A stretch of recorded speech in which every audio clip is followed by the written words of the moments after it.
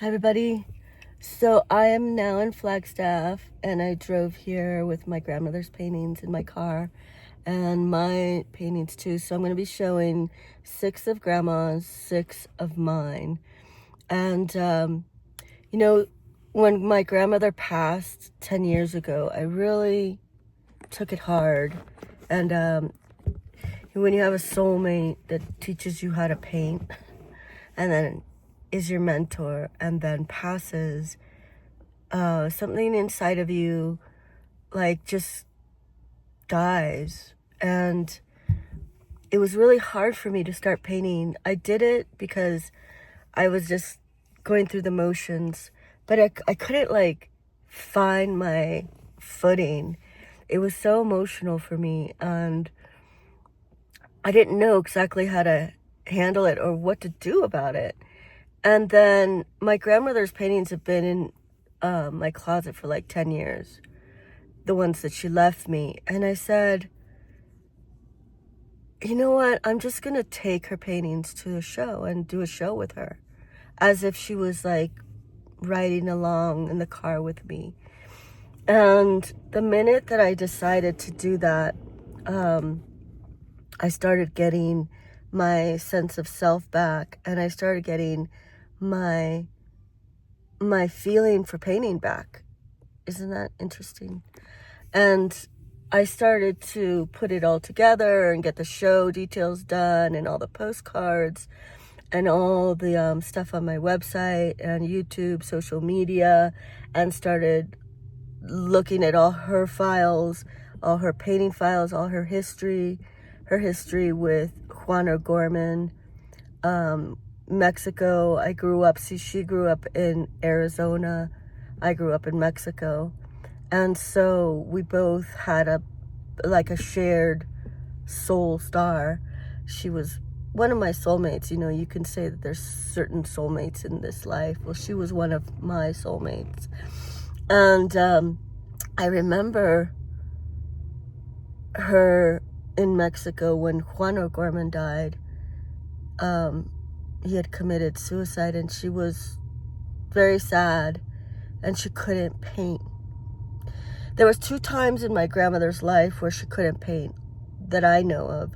One was when her husband died, Martha Gottfried, my grandfather. And she just, for years, she just was not inspired. And then the other one that I remember was Juan O'Gorman. And they were great friends, and Juan was her teacher and mentor. And when mentors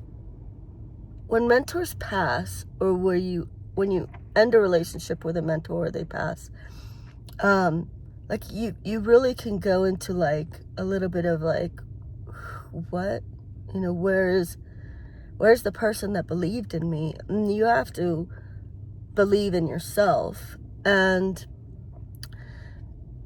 I've been painting since I was 2 years old. I went into high school early, into art, into magnet schools, then went into college early. Then by the time I got out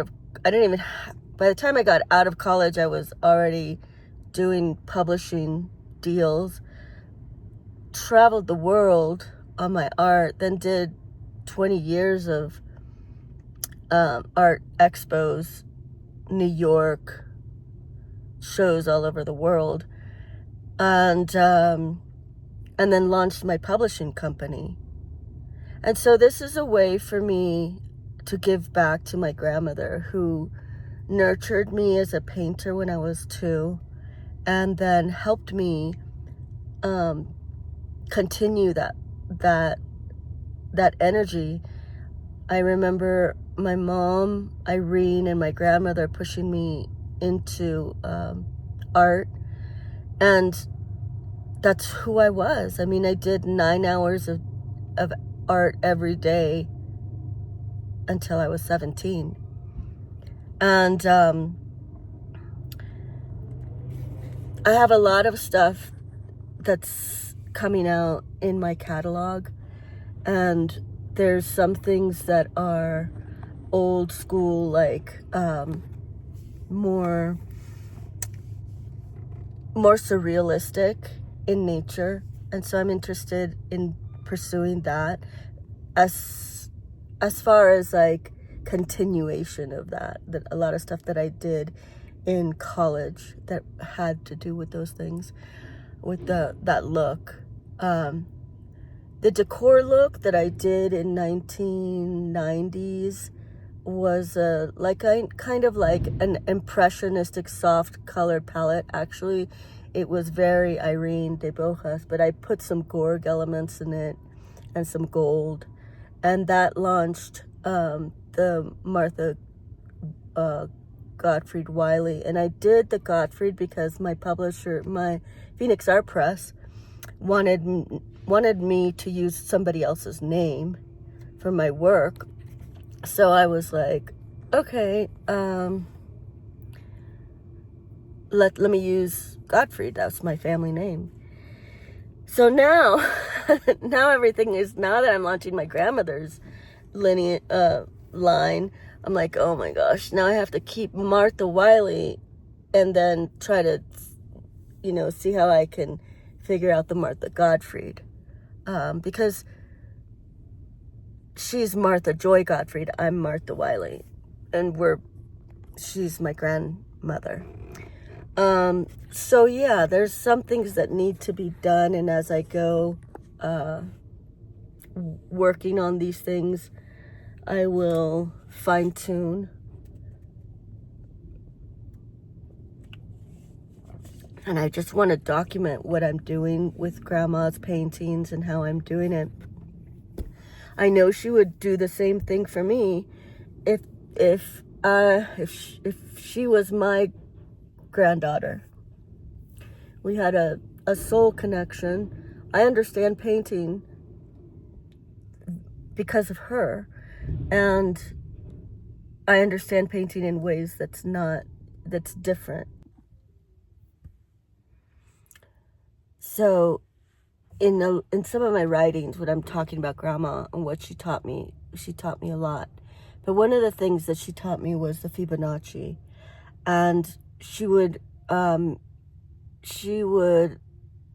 show these books to me, these art books, and she would tell me to read it and then come back and show her some of the Fibonacci stuff where I saw the Fibonacci.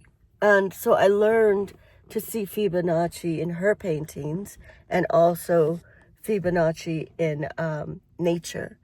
Now, if you look at Grandma's paintings, you'll always see that it looks like just a landscape. But as you move further and stare at it a couple minutes, you'll start to see this swirl. And there's usually some sort of ball, like of light round. It looks like, painting of a mountain or painting of a bush or painting of a tree. But no, it's the beginning or the end of the Fibonacci. And she did this. She didn't talk about it to anybody. She studied it. And because she studied the masters, and she taught me how to study the masters, how to see like the masters. And so sometimes when I'm like in nature, or I am walking or hiking and stuff, I'll look up and I'll see the Fibonacci there. It's there. It's like a rainbow, painting a rainbow with the colors. It's there. But if you don't know how to see the Fibonacci in a landscape or in a walk or in nature, you won't see it. Just won't. And I always wondered, why is she so fixated on these mountains? Like, what is she doing? It's not just a pretty mountain. Like, she was really interested in the color, in the depth, and getting it right. And these Mexican landscape painters were amazing, but the muralists were moving into political territory that she stayed out of, but it doesn't mean that she wasn't influenced by Irene and Juan and that movement. And the portrait that I grew up with Diego Rivera and Frida Kahlo, Irene had painted a painting of Diego Rivera, and Diego painted a painting of Irene.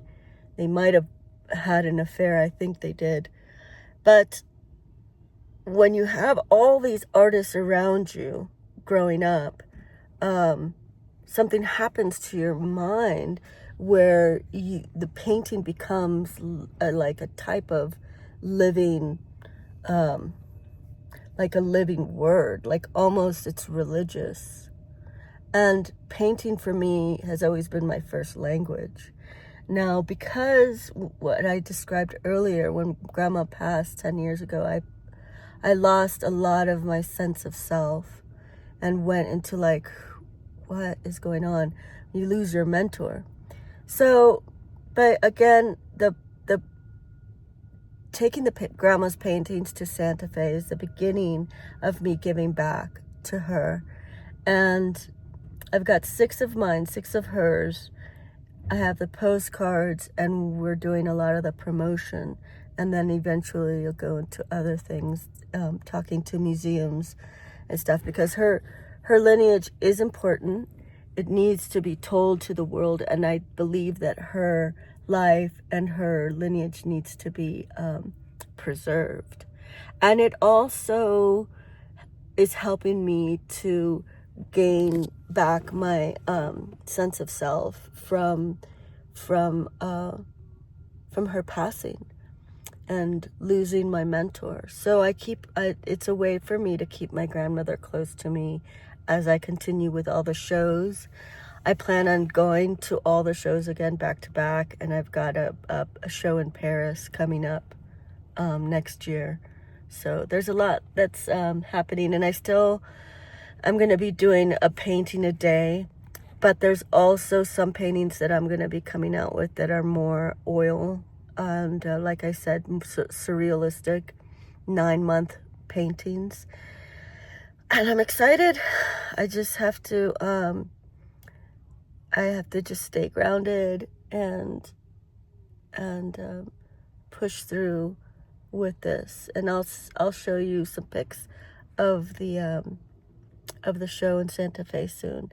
The show is on the 9th, 2026, and it's Art Santa Fe with Redwood. Okay, talk soon. Bye.